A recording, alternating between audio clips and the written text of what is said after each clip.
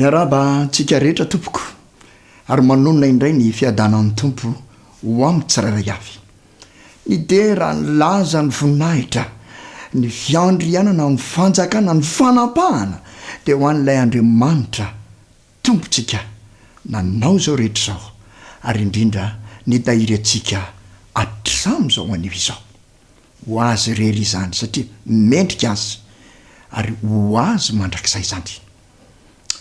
Faly indray miaraka aminareo amin'izao takarivo izao ary amin'ity fiarahantsika androany ity dia tiana hosintomina kely ny sainareo sy ny sofinareo hiainy feokira indray isika, feokira izay hideran'Andriamanitra, feokira izay hitarihana ny fotsika sy ny saitsika hibanjana ilay Andriamanitra tsara loatra sy tia loatra antsika. Koa isaorantsika ny mpanakanto dia raha-rakotoary manana izay nanaiky ho fitaovana mba hanandratana an'izany voninahitran'Andriamanitra izany amin'ny alalan'ny talenta izay nomena azy. Asaina ary ny mpianakavy rehetra, asaina isika rehetra mba samy aka-toerana ary dia hampifantoka ny fo, ny saina, ny fanahy amin'ny fideran'Andriamanitra. Izao no voalaza ao amin'ny Salamo 7:20 ka ny 1:30. Ny anaran'i Jesosy Kristy Tompo, hankalaza ny anaran'Andriamanitra amin'ny firanao ary hidera azy amin'ny fisaorana. Ao amin'ny firana 100 dia hoe miraha firam-pifaliana hankalaza ilay tomponao. Andeha hoenotsika izany hiderahantsika an'Andriamanitra amin'ny mpifaliana.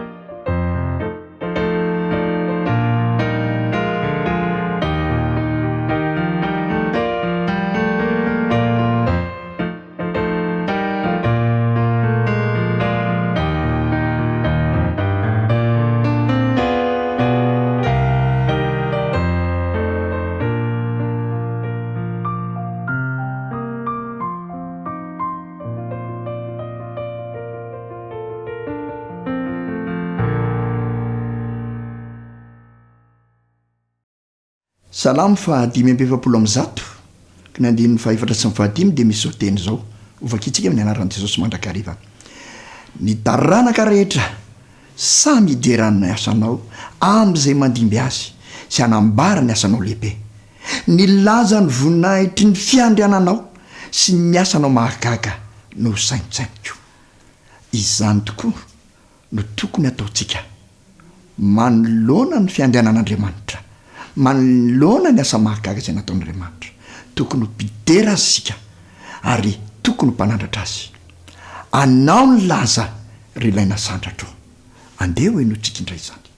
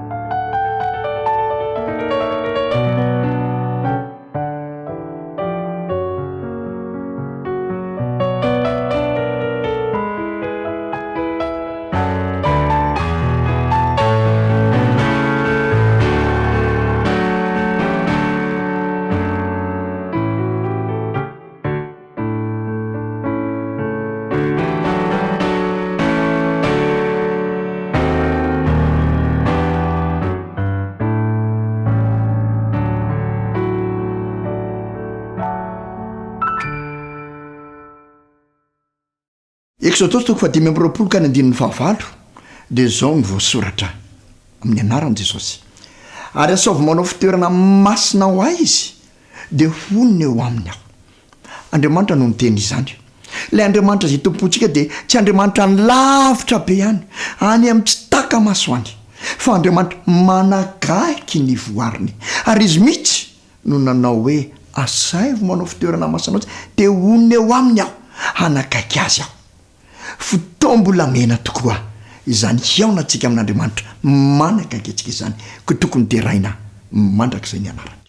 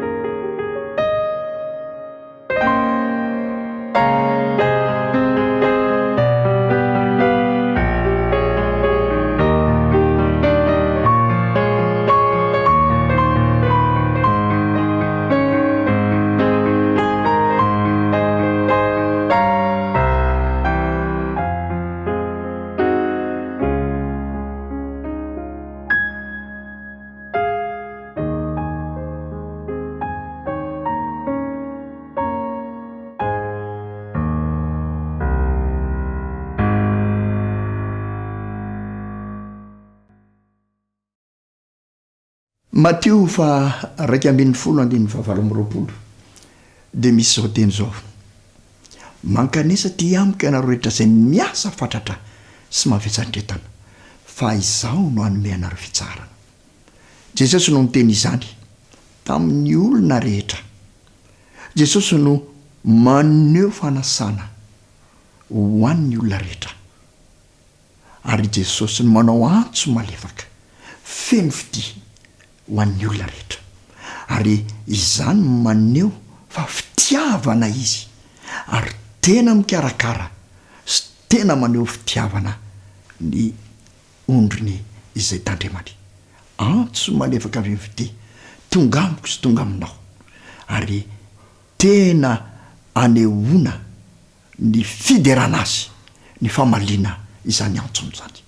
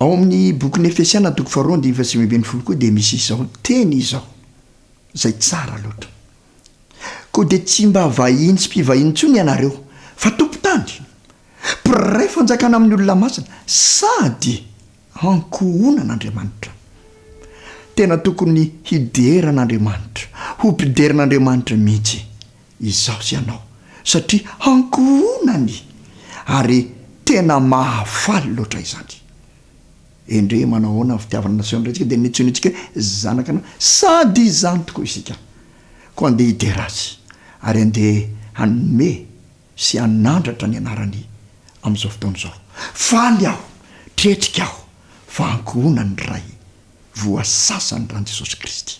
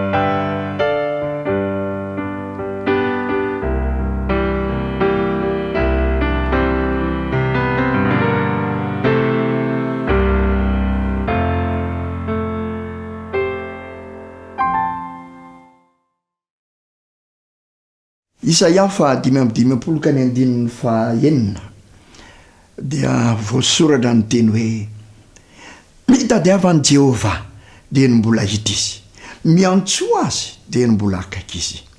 Eny manana androm-pahasoavana hitady an Jehovah sy hiantso an Jehovah zasy ianao satria mbola akaiky izy, tsy lavitra izy satria manakaiky ny voariny raha teo.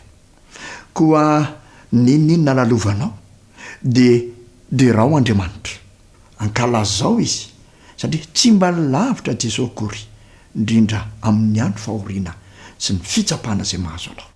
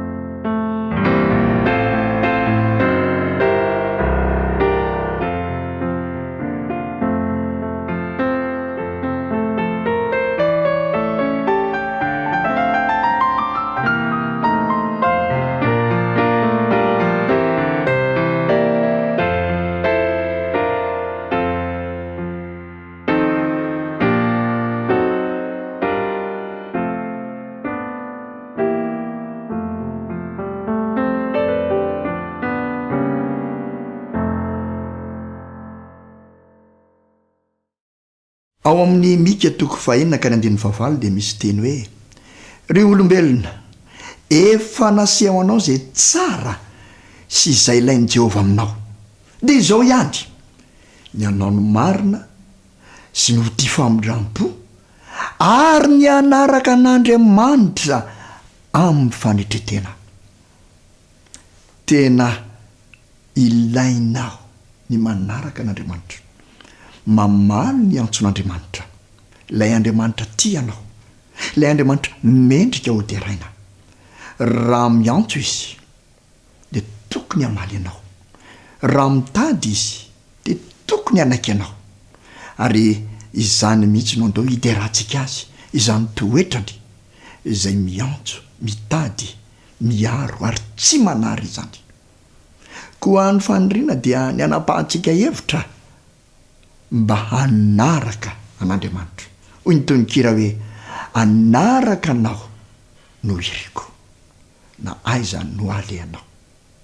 Jesosy re izay no faniriko hiaraka aminao. Ndiary hoe no tsika izany eo ampieritrretana lalina ary indrindra ampiderana ilay Andriamanitsika.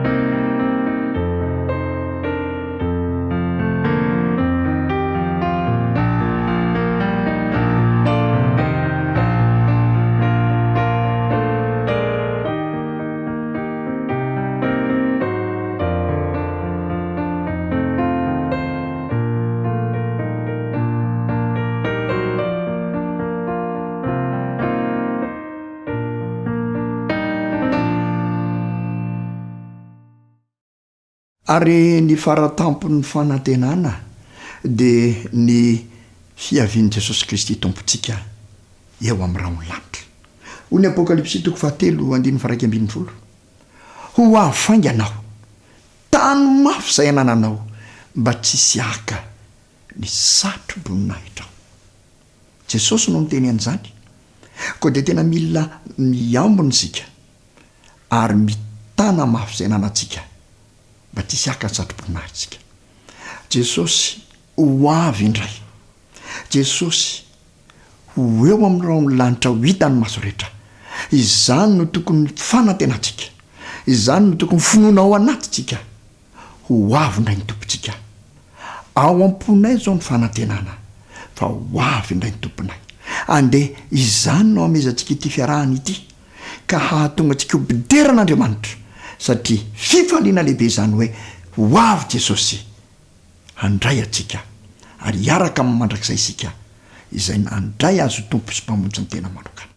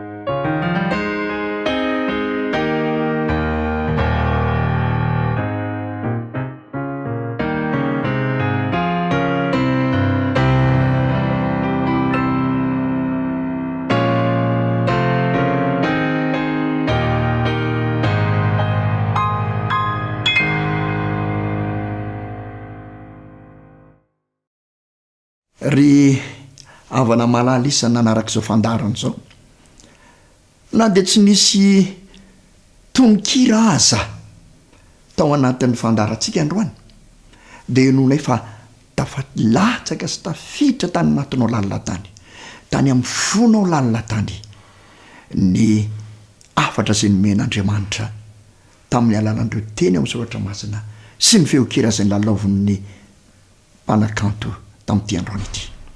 Mino izay fa nanavatsava tany anatinao tany ny feokira, nandona ny fonao mba hahatonga anao mpideran'Andriamanitra, ahafantaranao ilay Andriamanitra tianao loatra. Koa tonga eo amin'ny fotoana famaranana isika, tsy maintsy hisaraka. Aoka ho tehirizinao aminao izany fitiavan'Andriamanitra anao izany, ary aoka ho tehirizin'Andriamanitra ao aminy keo ianao amin'izany fitiavana izany. Dia samy indray ho tahina isika rehetra, ary manao veloma atsika rehetra ho amin'ny herinana toy izao indray. Veloma tompoko.